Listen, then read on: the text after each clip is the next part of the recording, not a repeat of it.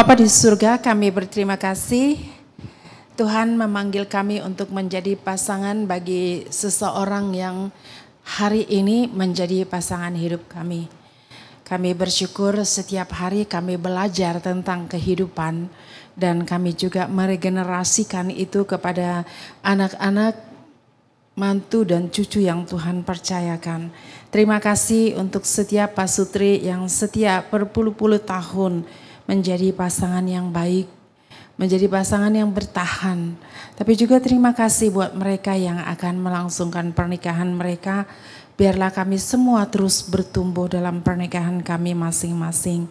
Tuhan berkati pertemuan ini, beri kami keleluasaan untuk menikmati kebersamaan kami di dalam persekutuan pasutri ini. Di dalam nama Tuhan Yesus kami berdoa. Amin. Silahkan duduk. Terima kasih kepada Muse, Cuan Tau ya majelis yang mengizinkan saya untuk bisa ada di tempat ini. Saya nggak tahu saya kenal siapa kok bisa panggil saya ke sini gitu. Ya saya mau tanya dulu Pak Hadi, kenapa bisa undang saya Pak Hadi?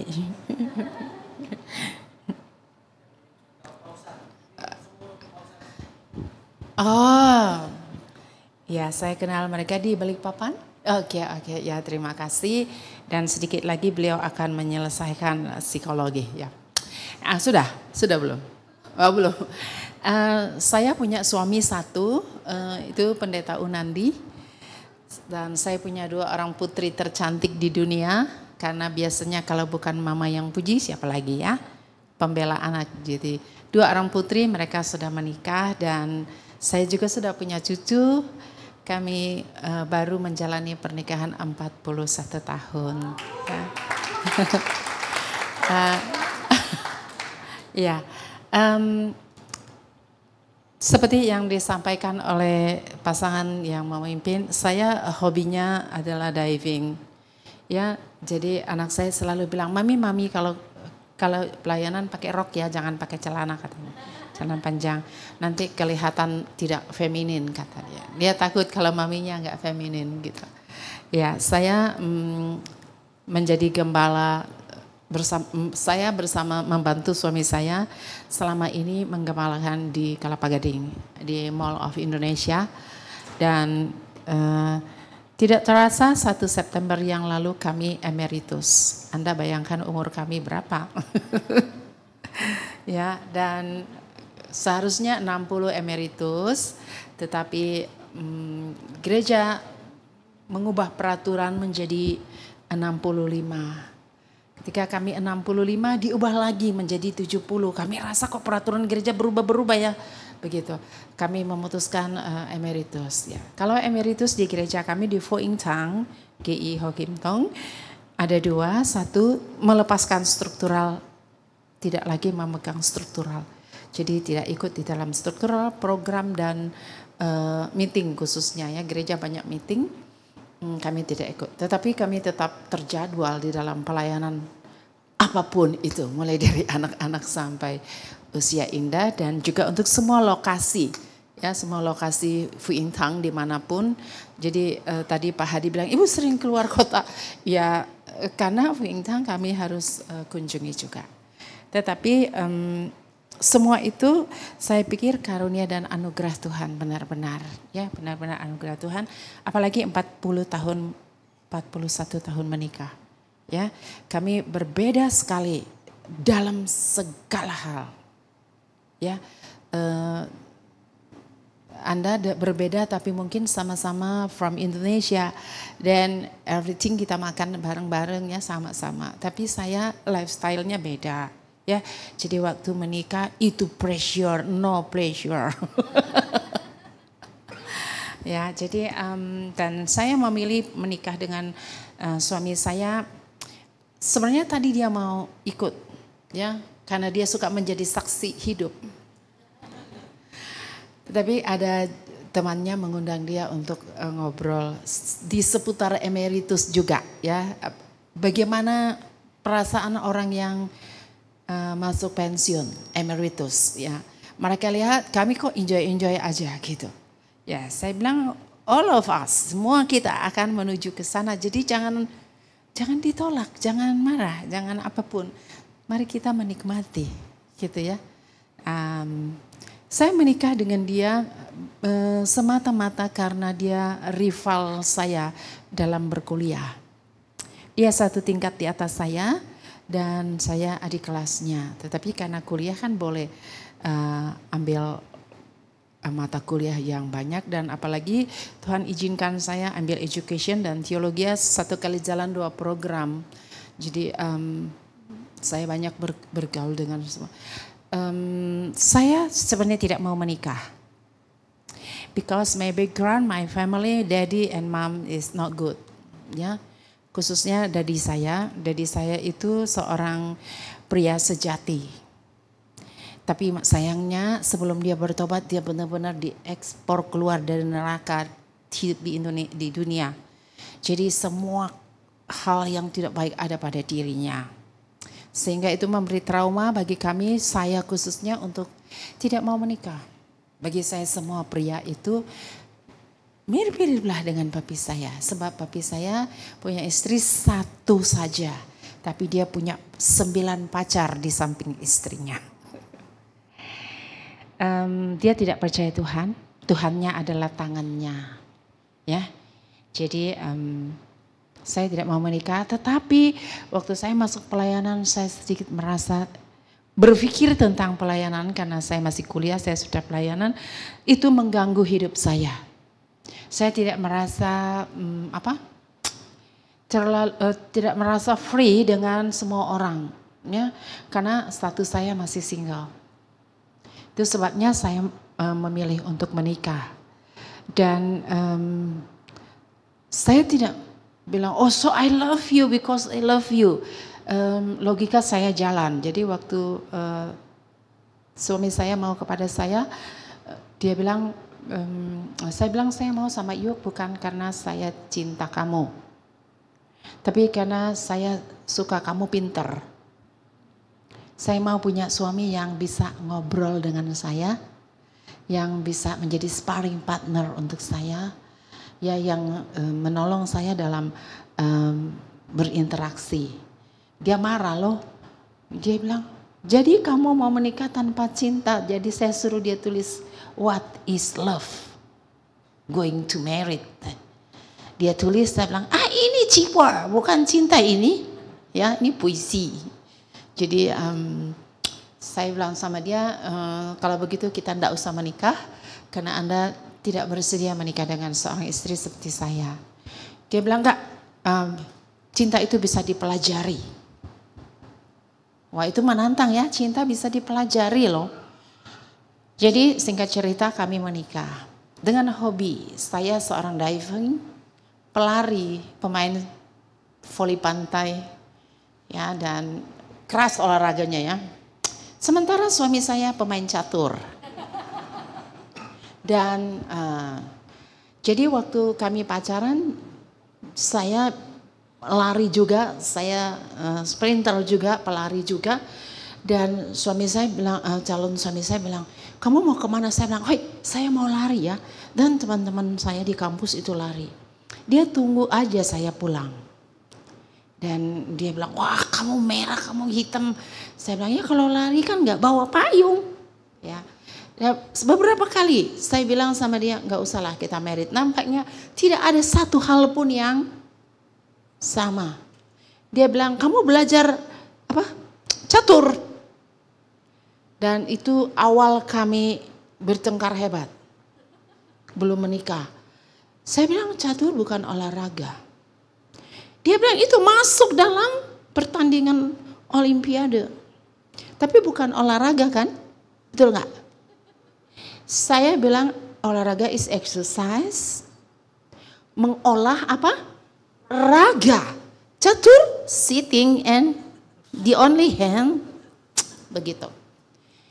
Jadi saya bilang, yuk kalau mau belajar tenis meja dulu lah. Ya. Main volley dulu lah ya. Jadi dia belajar volley, itu cinta suami saya hebat banget. Dia mau belajar main volley dan dia main dengan grup wanita, sementara saya bertanding dengan grup pria. Berkali-kali kami dipanggil oleh dosen rumah tangga, keluarga. Betul kalian akan menikah? Saya bilang, tanya dia masih mau saya enggak. Terus dosen saya tanya saya, kamu mau enggak? Kalau dia mau ya saya oke. Ya, jelek sekali ya, enggak kayak Anda romantis banget memasuki pernikahannya. Oke, itu sedikit perkenalan. Jadi sebenarnya Anda salah mengundang saya, Pak Hadi. Lebih baik undang saya ikut diving. Ya, terima kasih. Dan tadi suami saya juga yang mengantar saya. Saudara, tema ini sangat menolong saya untuk melihat kenyataan hari-hari. Ini adalah peristiwa setiap hari. Pleasure atau pressure. Ya, tapi dulu kita mulai pernikahan kita kan seperti ini ya. Satu ke sana, satu ke sini, betul? Terus kita buat persetujuan. Persetujuannya adalah kita melangkah satu arah di altar. Betul? Ada enggak yang sudah gua ke sana aja lu ke sini? Enggak ya kan? Sama-sama begitu anggun, nampaknya setuju banget jalan bersama. Setuju? Sampai pendetamu rela memberkatimu karena kamu benar-benar mau jalan bersama. Ini nampaknya menyindir ya. Oke, pernikahan itu kita dimulai dengan sendiri-sendiri dan memutuskan. Nah, saya pikir kita masuk kepada tema ini ya. You and I between pleasure and pleasure ya. Nah, tidak bisa disangkal bahwa pernikahan itu ada yang menyenangkan dan ada yang tidak menyenangkan. Ada yang sini tidak pernah mendapat kasus tidak menyenangkan? Everything pleasure. 41 tahun kayaknya enggak pleasure terus. Saya lebih suka free. Saya berbicara apa adanya, ya. Nah, kita menikah. Dan waktu anak saya menikah, saya bilang, take care, jangan sampai suamimu merasa dia lebih kecil dari kamu, tertekan hidupnya, ya. Terus suami bilang, cukup papa. Karena saya suka diving, suami saya tidak bisa berenang. Kebayangkan? Jadi kalau saya berenang, dia bawa laptop, dia duduk di pinggir kolam renang, dia ngetik. Iya, tukang jaga renang. Kalau saya berenang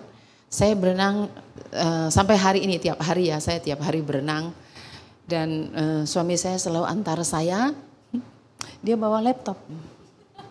Terus itu yang jaga dia bilang, Pak, nggak salah, Bapak selalu bawa laptop. Ya, saya jaga istri saya.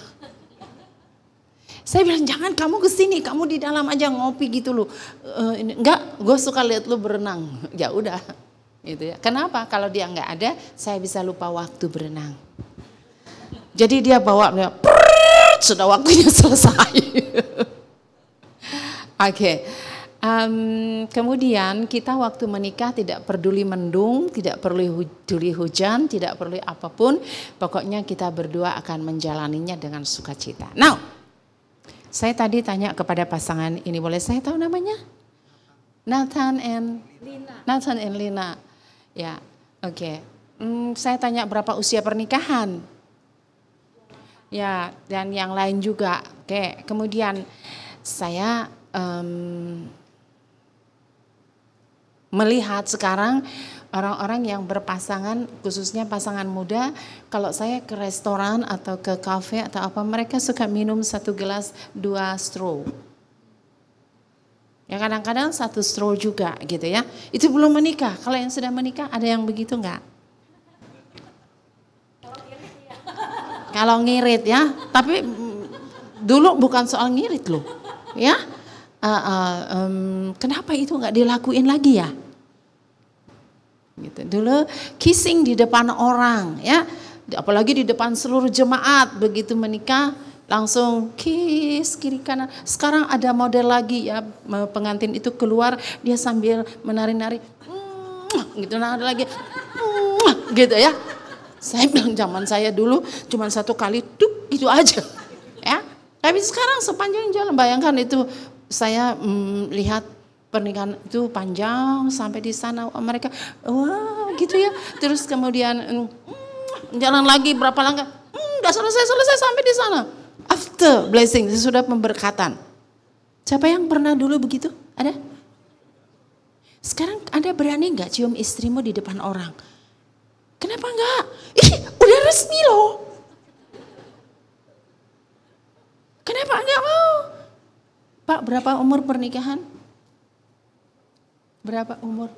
40. Wah, mirip saya ya. Berani cium istri Bapak depan orang, Pak? Jangan undang saya 2 kali. Pasti orang gak suka. Maaf ya Pak, saya hanya tanya aja. Nah, terkadang kita lebih banyak apa ya di dalam pernikahan. Now, karena zaman ini adalah zaman online. Setuju? Siapa yang belum pernah pesan sesuatu by online? Belum pernah. Ada? Wah, kita sama ya hobinya ya. Nah, pada waktu kita mau pesan, biasanya kita apa? Pilih lalu order. Ingat ya, kita pilih baru order. Lalu begitu Anda terima atau ada pesan dari sana mengatakan apa? Nanti kita lihat. Nah, kita harus tahu bahwa pasangan kita itu ada backgroundnya. Saya sedikit cerita, background saya 8 bersaudara, suami saya 2 bersaudara. Saya besar di negara tetangga, dia di sini, di Jakarta. Lalu saya besar dengan peraturan rumah bahwa pisang, you know banana, pisang itu kan dia melengkung begini ya. Itu kalau di keluarga kami itu, kalau taruh di meja harus dibalik. Kalaupun digantung, dia harus posisi begitu. Oke? Tapi suami saya dari background, dia taruh begini di atas meja. Dan kalau dia gantung, begitu. Jadi saya baru malam pengantin pertama. Saya keluar, loh kok pisang gantungnya begitu? Nggak lama, keluar lagi, loh kok sudah balik lagi? Saya balik lagi. Ya, 1 hari mungkin 5 kali. Jadi saya tanya, kenapa kok di rumah ini seperti ada makhluk lain suka putar-putar pisang? Terus dia bilang, saya yang putar, kamu itu taruhnya salah. Hah? Salah? Saya bilang, apanya yang salah? Dia bilang, bukan begitu cara taruh pisang. Siapa yang ajar kamu? Dia bilang, mama saya, papa saya ajar. Saya juga diajar papa mama begitu. Mulai ya, pisang. Lalu udah gak tahan. Baru malam ketiga, saya bilang sama suami saya, before dinner I want to talk with you. Ya, sebelum makan malam saya mau ngobrol dengan kamu. Saya mau bicara dengan you. Terus dia bilang, kamu kok kayak bos ya? Ngomong aja, kenapa sih tunggu. Kenapa tunggu sampai nanti? Saya bilang, I need your time. Saya minta waktumu. Astaga. Ngomong aja sekarang. Enggak, saya bilang, saya tidak mau ngomong sembarang. I need to discuss about banana. Ya. Dan bagi suami saya, itu ngebosi banget. Saya sementara mau ngomong sama kamu, dia nggak suka banget itu. Sementara keluarga saya kalau mau bicara itu harus kasih tahu supaya nggak begitu ya. Jadi I want to talk with you, have you time? Ya kita ngobrol, kita selesaikan. Namanya menyelesaikan. Nggak pernah ngomong karena mami saya bilang begini, telinga itu di sini, ngomong itu jangan di sana. Makanya harus duduk bareng. Nah, tambah 2 masalah. 1 banana belum selesai, yang 1 lagi. Ya, so akhirnya kita argue, masing-masing argue. Ya, saya bilang begini, sayang kita udah menikah ya. Pisang aja menjadi masalah 3 hari pernikahan kita. Seandainya saya tahu pisang bermasalah, mungkin saya nggak menikah dengan kamu. Terus saya bilang, berapa tahun kita akan menikah, akan ada banyak masalah lagi yang lain ya. Coba lihat. Saudara, pisang, saya setuju mengalah. Tapi hati saya tidak. Akhirnya seminggu hampir lewat, saya bilang, saya nggak setuju pisang begitu. Karena pisang kalau ditaruh begini gampang busuk belakangnya. Dia bilang, udahlah, siapa lihat pisang duluan dia yang atur. Ya, jadi saya atur pisang begini, dia atur pisang begitu setiap hari. Saudara, latar belakang tidak bisa diubah. No one can change about the background. Tidak ada yang bisa mengubahnya. Hanya Tuhan Yesus yang bisa ubah. Bahkan kita sendiri pun tidak. Ya, sampai hari ini 41 tahun pisang tetap menjadi masalah. Udah aja kita udah nggak mempersoalkan saja, tapi kalau saya taruh pisang tetap begitu dan dia kalau taruh pisang tetap. Tapi kami tidak ribut lagi. Ya. Nah, ambil pisang, dia 2 bersaudara, sama papa mama cuma 4. Jadi dia kalau ambil pisang dia pencet dulu mana yang matang, betul enggak? Anda begitu? Nah, di keluarga saya kami ada 8 plus mami papi ada 10. Mami bilang, pegang, petik. Kalau kamu pencet-pencet, kamu cari yang enak buat kamu tinggalkan yang gak enak buat orang lain. Itu mami yang ajar. Jadi kalau bisa lihat yang mana yang matang, set. Ya, karena gak boleh tinggalkan yang tidak baik buat orang lain. Dia. Saya bilang, kenapa pencet-pencet pisang? Pisang lagi ya? Terus dia bilang, ya saya cari yang matang. So, kamu makan yang enak, yang matang, kamu tinggalkan yang jelek untuk saya? Dia bilang, kenapa sih? Dia tidak tahu background. Maka itu sebabnya kita nggak bisa komplain. Itu tadi order ini juga kan begitu ya. Makanya dibilangin ya pandangan dan harapan kita tentang impian kita tentang pernikahan itu kayaknya buyar. Karena kenyataannya baru pisang sudah masalah. Ya. Nah maka itu kalau Anda order online disuruh apa? Unboxing. Kalau nggak ada unboxing, no complain. Sudah unboxing belum pasangannya sebelum married? Makanya nggak boleh komplain ya. Karena dulu Anda unboxing nggak panasan? Enggak kan? Enggak sedikit pun enggak heran ya berani menikah. Iya. Jadi kita tidak bisa mundur lagi. Oleh karena itu kita pressure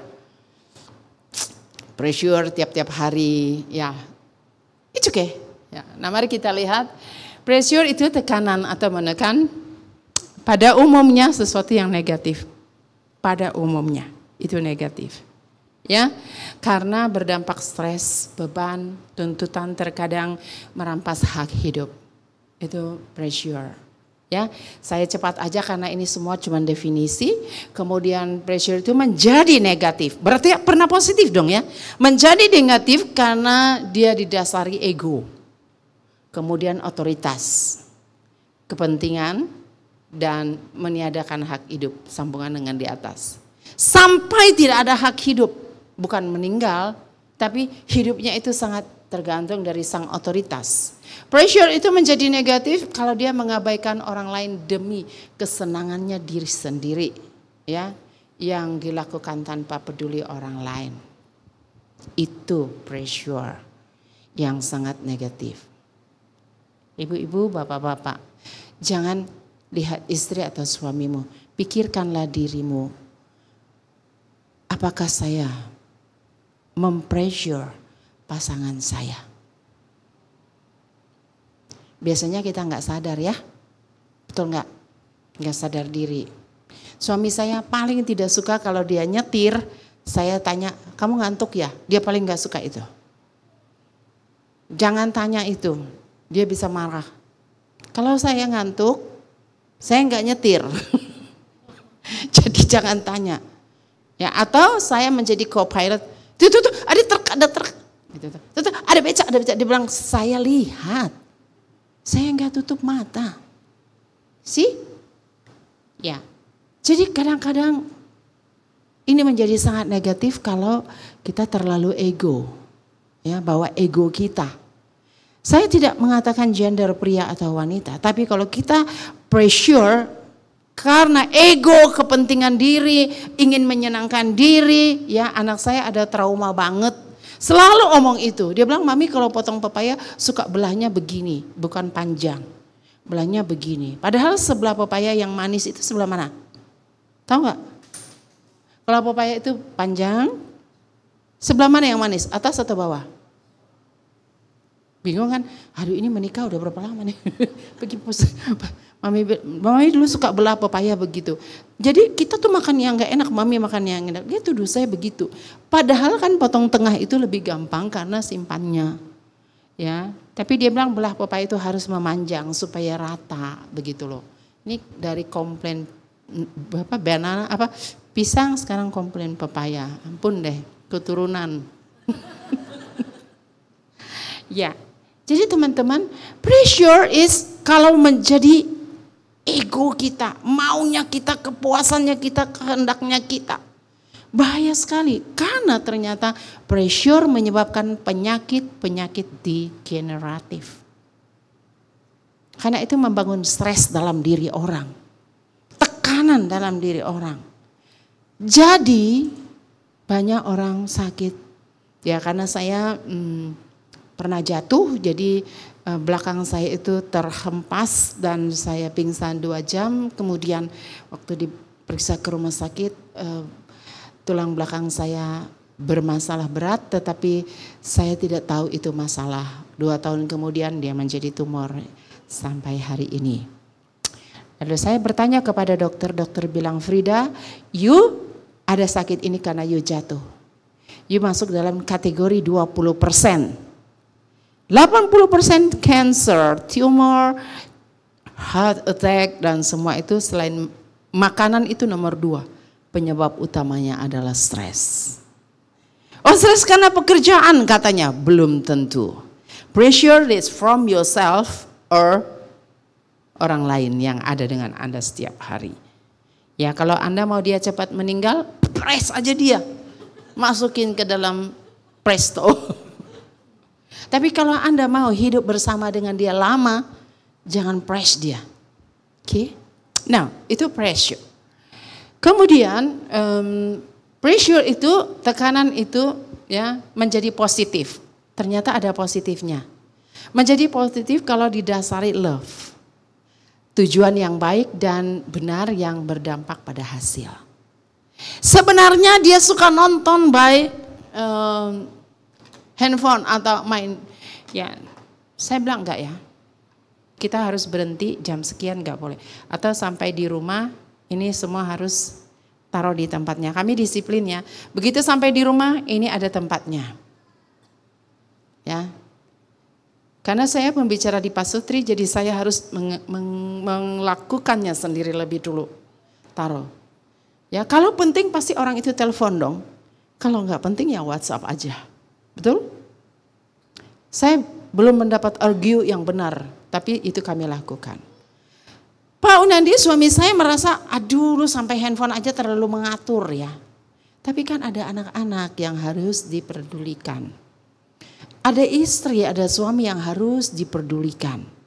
Jadi dia merasa itu pressure buat dia.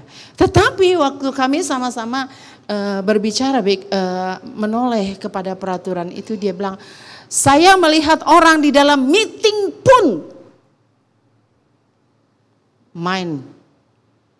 tidak mengikuti meeting dengan baik. Dia bilang peraturan kita itu kayaknya mesti semua orang ikut. Saya bilang belum tentu. Itu pressure pertama buat dia. Kalau saya, pressure pertama saya harus tidur jam 10 malam. Saya nggak suka tidur cepat. Tapi karena dia suka tidur cepat, saya tertekan harus ikut tidur. Tapi belakangan saya tahu, tidur sebelum jam 11 itu sehat. Ya, itu pressure yang apa? Yang baik. Ya, nah itu karena didasari kasih. Ya, kemudian kita ingat panci presto, ibu-ibu ingat ya, jangan coba buka dia kalau belum habis. Anda akan kena bahaya. Kenapa kita mau cepat matangnya? Supaya gas hemat, supaya ini. Nah, ini ternyata ada hasilnya ya. Presto panci itu dia memberi hasil cepat matang, ya, cepat matang. Nah, pressure atau tekanan itu menjadi positif ketika dimengerti, diterima dan diarahkan dengan baik. Jadi jangan hanya asal pressure, tapi berbicaralah kenapa kita harus begini, kenapa kita harus begitu. Supaya kita mengerti, termasuk anak-anak juga loh Bapak Ibu, ya termasuk anak-anak juga. Nah yang ketiga, pressure itu menjadi positif ketika diekspresikan dengan sikap yang baik, ya karena Tuhan Yesus itu sendiri jadi contoh dan teladan kami, maka kami mengatakan kita harus bersikap baik. Jadi kalau mau belanja kami sudah beraturan di rumah, kalau mau beli baju satu harus keluarkan satu. Kalau enggak lemarinya nanti penuh. Ya, jadi setiap kali beli baju satu harus keluarkan satu. Ya, orang enggak setuju. Tapi itu peraturan kami. Kalau enggak nanti lemarinya yang tambah banyak, ruangannya enggak bisa tambah banyak. Nah, jadi pressure itu bagus kalau dipenuhi dengan 3 hal ini. Oke? Nah, jelas ya, kalau ada yang mau tanya boleh langsung, tapi enggak apa-apa. Nah sekarang kita sampai kepada pleasure. Kesenangan atau kegembiraan, kepuasan, satisfaction, dan gratification, contentment, complacency, dan content. Semua itu bagus-bagus banget. Saya enggak mau repot menerjemahkannya. Ya, pada umumnya positif. Kesenangan itu sesuatu yang positif. Oke, lalu sangat positif sampai disebut menjadi obat, saudara, ya, segala penyakit. Kekuatan menghadapi tantangan dan berdampak umur panjang serta sukses. Kalau kita membiarkan keluarga kita dalam kondisi ini, kita lihat dampak ini. Semua orang happy, semua orang senang, semua orang sukses, semua orang berjuang, semua orang tangguh. Buatlah anakmu senang, dia akan tangguh. Praise dia akan putus asa. Even kita juga begitu, ya. Maka di sini kita lihat menyenangkan. Jadi sangat positif bagi diri sendiri, keluarga dan lingkungan kita. Saya nggak bicara ini banyak karena ini sangat dipahami oleh kita semua. Nah, tapi saya mau bertanya kepada pasangan suami istri. Tolong suami istri yang bawa pasangannya berdiri dulu. Saya mungkin kasih pressure buat Anda. Ya, suami istri, mana suami istri? Oke. Bapak sudah suami? Oh, lagi ada baby ya. Oke, baby tidur ya. Oke, musuh semu, ya. Pausan lagi keluar ya. Oke, nah coba Anda beritahukan dia, kamu senang apa untuk saya lakukan kepadamu. Oh, tanya dia, kamu maunya saya, iya. Nah, ya, tapi jangan cuma tanya, jawab dong. Kamu senang apa untuk saya lakukan?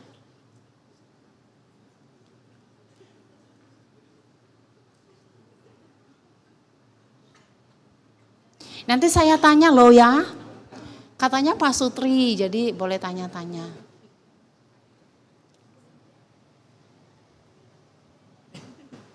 There's not going away. Belum.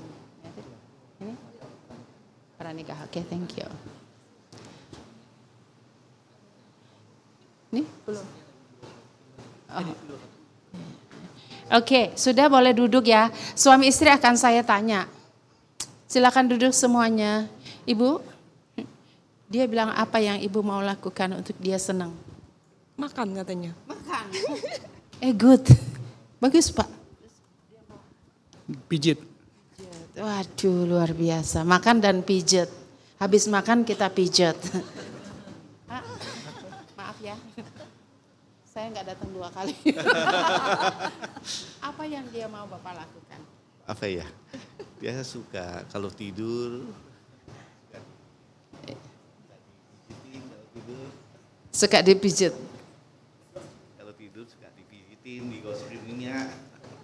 Gitu ya. Ini berapa tahun pernikahan, Pak? 29 ya. Itu kira-kira mulai berkembangnya kapan gosok minyak itu? Oke, Ibu dia suka, mau Ibu lakukan apa supaya dia senang? Disiapin sesuatu gitu, disiapin saya makan, diambilin gitu, baju disiapin kalau lagi kerja gitu. Ibu suka lakukan itu? Iya, dulu.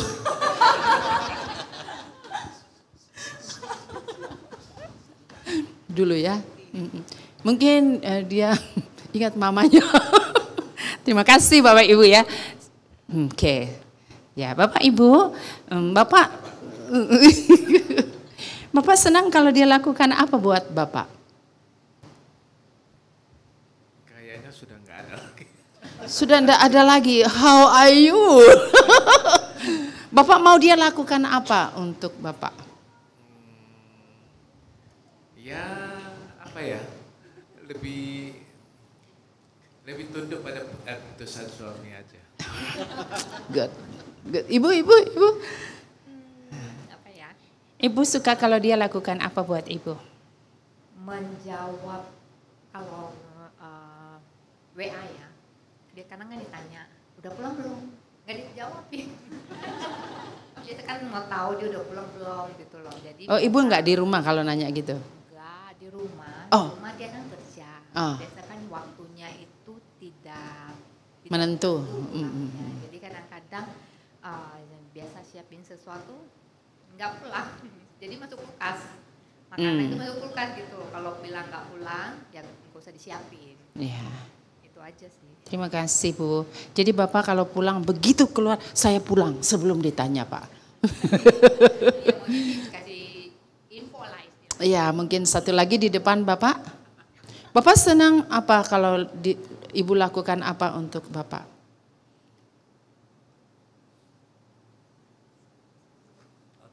Tadi nggak ke situ sih ininya jawabannya. Apa aja? Saya bilang ke istri, saya merasa di rumah tuh banyak pressure gitu loh. Wah, dia sudah melangkah jauh, sudah selesai seminarnya.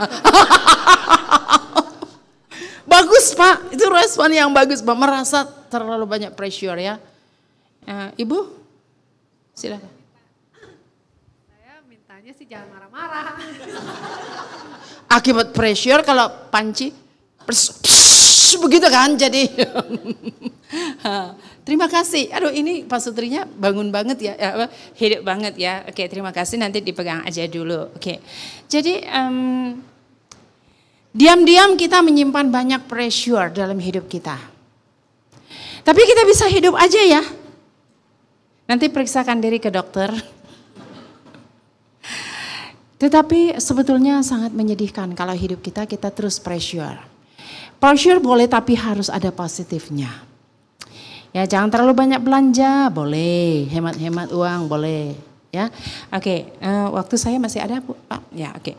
Nah kemudian kita lihat bahwa tetapi ya ini positif semua ini ya pressure-nya. Tetapi kalau hanya pressure berdampak negatif ketika kita ingin menyenangkan orang lain dengan membelenggu diri kita sendiri.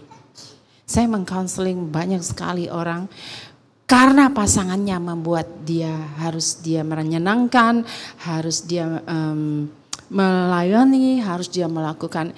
Even sampai saya diundang untuk berbicara tentang seks dalam pernikahan. Lucu saya bilang, bebek, dogi, kucing tidak ada berbicara tentang counseling pernikahan. Ya tentang seks dalam pernikahan karena itu natural. Tetapi ya kira-kira 20 tahun terakhir dalam pelayanan saya menemukan orang salah kiprah atau salah kaprah ya. Jadi saya udah menolak sih tema-tema seperti itu karena bagi saya itu adalah yang kelihatan aja deep inside that know about sex begitu ya. Jadi jangan sampai kita menyenangkan pasangan kita itu tapi kita membelenggu diri kita sendiri. Nanti Anda sakit dan akibat Anda sakit, Anda menyakiti orang lain. Kembali. Ya. Tidak manis, tidak lagi berbicara baik, itu dampak daripada saya sudah pernah membuat research kepada anak-anak 1.800 anak. Saya tahu anak ini di rumahnya bagaimana tanpa saya ke rumahnya. Karena dari jawaban mereka, dari interaksi dengan mereka saya tahu dia di rumah bagaimana. Dan Anda bayangkan anak-anak ini kalau menjadi dewasa, bagaimana dia berinteraksi dengan orang di luar rumah. Nah itu sebabnya dunia menyediakan kerja online aja. Sekolah online aja. Homeschooling aja. Kalau saya tanya kenapa anaknya homeschooling? Bu, Thomas Alva Edison aja homeschooling. Iya cuman satu Thomas Alva Edison. Anakmu siapa? Bukan Edison sedikit pun. Ya, jadi kita harus hati-hati. Kemudian pleasure itu juga berdampak negatif karena akan cenderung membiarkan karakter yang nggak baik, perilaku, sikap tanpa kontrol yang sangat merugikan. Ya, mungkin kita harus mengontrol pasangan kita untuk hal-hal yang kira-kira itu merugikan dia atau anak kita. Atau kita dikontrol, sudah mam, lu belanja banyak amat sih gitu ya. Gitu. Ya, cari baju dia udah 5 mall nggak ketemu gimana sih gitu ya. Iya, karena mata kan perempuan matanya mata keranjang. Siapa yang bilang laki-laki mata keranjang? Salah ya kok ya. Perempuan yang mata keranjang. Kalau pria dia fokus, makanya kalau tabrakan lebih banyak pria. Betul? Angka tabrakan lebih banyak pria atau wanita? Pria. Pergi ke polisi lalu lintas. Saya sudah beberapa kali ke kantor polisi hanya untuk cek angka tabrakan apa semua. Kayak orang nggak ada kerja ya. Karena barang-barang begini nggak dapat di bangku kuliah. Dan dia bilang pria. Perbedaannya banyak loh. Ya, bisa 7:3 atau 2. Padahal pria itu fokus. Wanita itu mata keranjang, banyak matanya. Maka kalau dia cari baju, perlu 5 mall. Belum dapat juga, perlu luar kota lagi. Tapi kalau pria mau beli baju, masuk langsung dapat. Betul nggak Pak Nathan? Atau Bapak juga jalan ke mall satu langsung ya? Ya. Karena dia fokus. Tapi kenapa angka tabrakan itu pada pria? Nah, karena dia tidak nyetir sambil begini-begini. Dia fokus di sana, orang di sebelah samping, dia kena. Kalau wanita, bagus ya, semua dia lihat tadi ada cacing, ada semut, ada. Ya, sedikit kita perlu paham hal ini bahwa pleasure itu kalau kita terlalu suka dengan pleasure aja ya, kita tidak membangun karakter baik dalam keluarga kita nanti. Dan yang terakhir, pleasure menjadi negatif karena menumbuhkan ketidakpedulian. Orang tua banyak yang tidak mau memaksa anaknya karena dia tidak mau anaknya di bawah tekanan. Padahal anaknya jadi nanti sangat susah kalau dia tidak diajar ya. Jadi pembiaran, kemudian penolakan tidak langsung. Nah itulah 2 hal ini yang perlu kita lihat di dalam keluarga kita bersama. Lebih mudah mana bagi Anda? Pleasure atau pressure? Lebih mudah mana? Untuk Anda? Enggak sadar diri. Kebanyakan Anda melakukan apa? Mungkin Anda pressure-nya baik, tetapi ego yang mendasarinya, bukan kasih. Kepentingan diri yang mendasarinya. Ya, cici saya kalau kupas mangga, dia dagingnya sedikit yang dikeluarkan. Banyak daging masih menempel di biji mangga. Karena cici saya suka sekali gorogoti biji mangga. Jadi dagingnya masih tebal, dia gerogoti, kita dapat yang sedikit saja. Nah, itu dia mempressure orang untuk menyenangkan dirinya sendiri. Sampai sekarang kami kalau dapat mangga di rumah ya, tidak mau dia yang kupas. Karena kita dapat sedikit sekali gitu. Nah, teman-teman Pak Sutri, hati-hati kalau kita terus pleasure, kita tidak membangun hal-hal ini menjadi negatif ya. Kitanya sendiri, terus juga karakter anak, karakter pasangan kita tidak terbentuk dengan baik ya, dan itu sangat merugikan nanti. Oleh karena itu ya, satu, jaga diri kita agar membangun kesehatan, pertumbuhan, kewarasan, sukacita, semua itu di dalam pernikahan kita bersama. Jangan tolak pressure, jangan tolak pressure, jangan cari pressure aja. Biarkan keduanya berjalan natural dengan catatan bukan ego, kepentingan diri sendiri dan juga karena otoritas. Jangan. Ya, jangan. Begitu Anda menuntut, Anda sedang dituntut. Oke.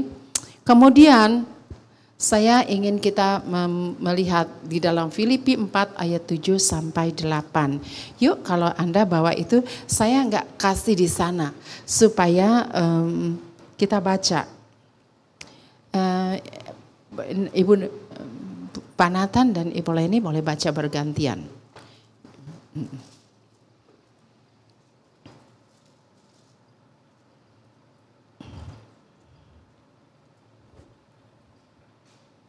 Filipi 4 ayat 7 dan 8. Pak Nathan akan memimpin pria membacanya. Ya, semua pria baca bersama Pak Nathan.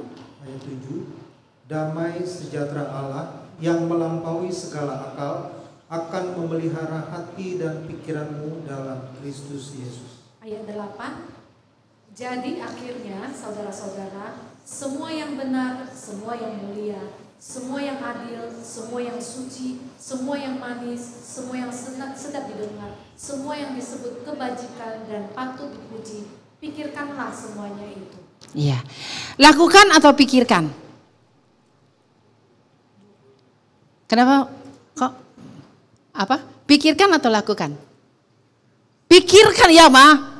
Jelas firman Tuhan bilang pikirkan aja. Terus kita bilang, pikirin doang kagak dilakukan. Tapi firman Tuhan yang suruh lo, pikirkan. Sebab apa yang kamu pikir, itu yang akan kamu lakukan. Baik lewat perkataan maupun lewat perbuatan. Oke.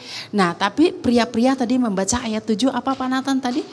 Damai sejahtera Allah. Iya, damai sejahtera Allah akan memenuhi kita. Maka itu kita perlu pikirkan ini. Jadi Bapak Ibu, kalau pasangan kita, suami kita, istri kita di rumah, bagaimanapun pleasure or pressure, pikirkan sesuatu yang baik tentang dia. Yang baik tentang dia. Kenapa? Karena kalau kita tidak berpikir yang baik, kita akan tersakiti dan kita akan melawan untuk menyakiti. Akhirnya kita nggak menemukan jalan keluar. Kita menyakiti, saudara ya. Dan kemudian saya minta lagi satu kali membaca dalam Galatia pasal 6 ayat 7. Kita sama-sama baca Galatia pasal 6 ayat 7.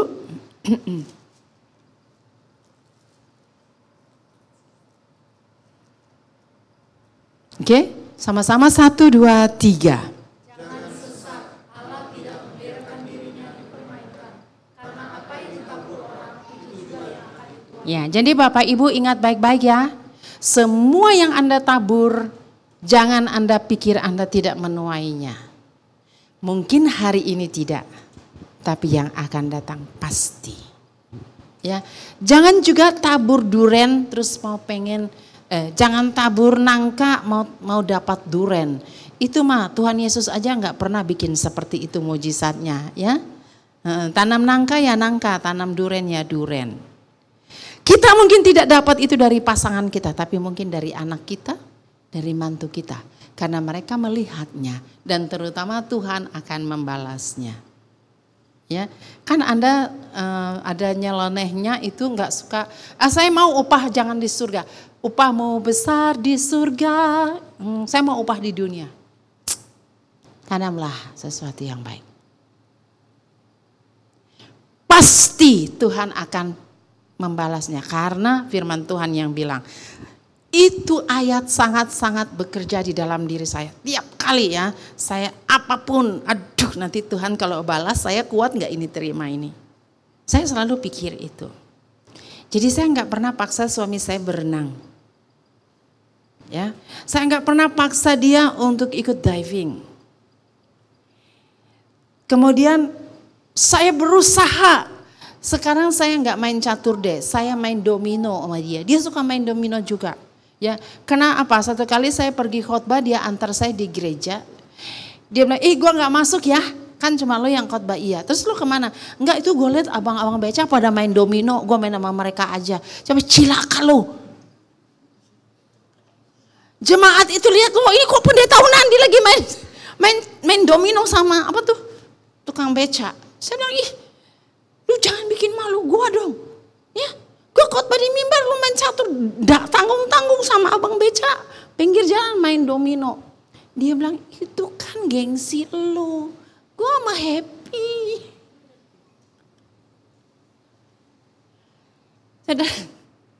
Saya bilang, sampai di rumah saya pasti bicara.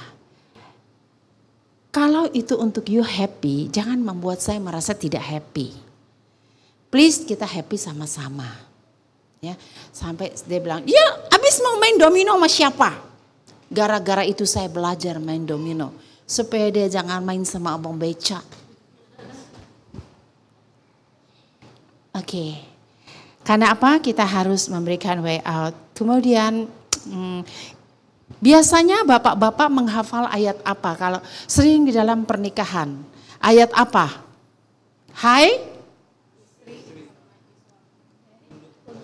Hai istri, tunduklah ya. Apa Pak Hadi? Tanduk. Tunduk. Hai suami.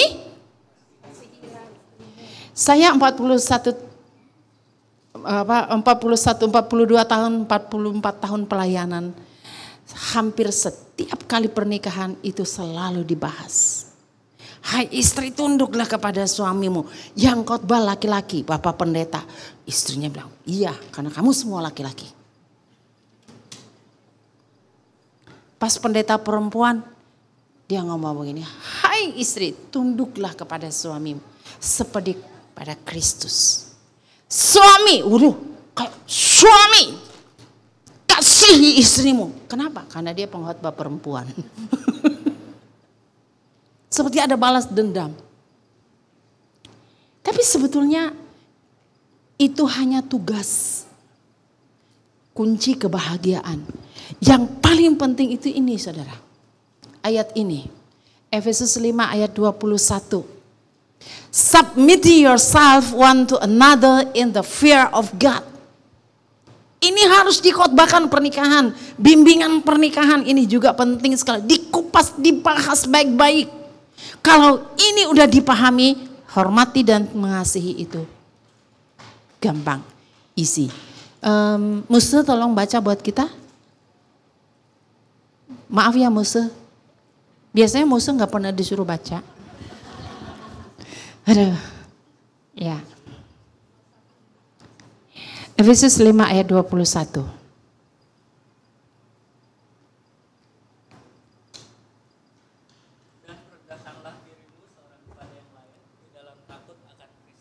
Yes. Ini harus menjadi basic life. Jangan haraplah dia mau tunduk, jangan harap dia mau mengasihi kalau dia tidak pahami isi ayat 21 ini.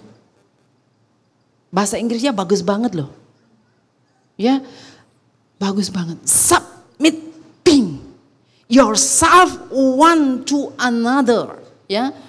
In the fear of God, dalam takut akan Tuhan, takut kepada Tuhan.